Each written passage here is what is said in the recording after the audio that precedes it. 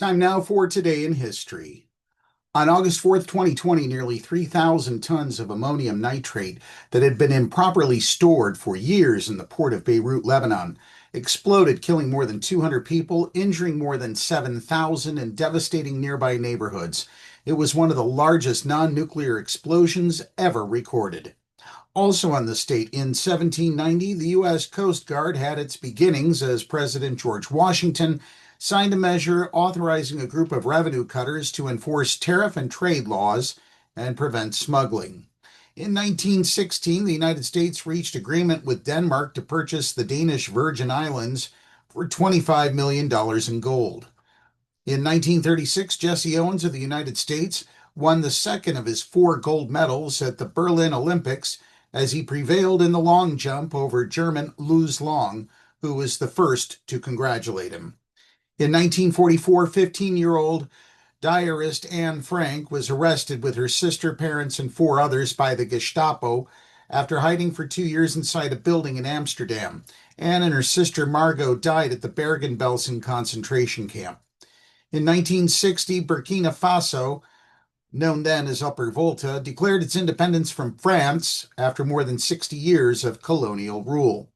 In 1964, 44 days after their murders, the bodies of missing civil rights workers James Chaney, Andrew Goodman, and Michael Schwerner were found buried in an earthen dam in Mississippi.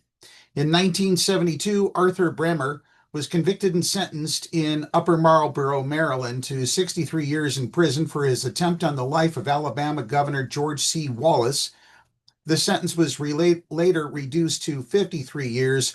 Bremer was released from prison in 2007.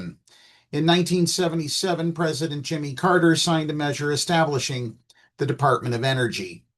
In 1984, the album Purple Rain by Prince and the Revolution began its 24-week run at the top of the Billboard 200 record chart.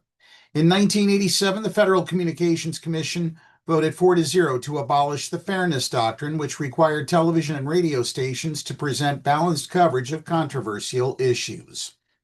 In 1993, a federal judge sentenced Los Angeles police officers Stacy Kuhn and Lawrence Powell to 2.5 years in prison for violating Rodney King's civil rights.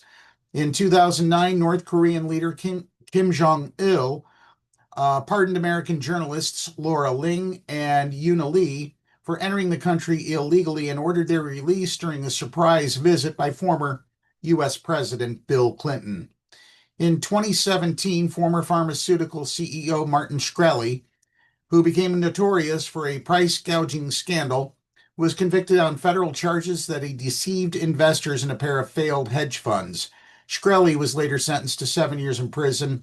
He was released in 2022. And in 2019, a masked gunman fired on revelers enjoying summer nightlife in a popular entertainment district of Dayton, Ohio, leaving 9 people dead and 27 wounded.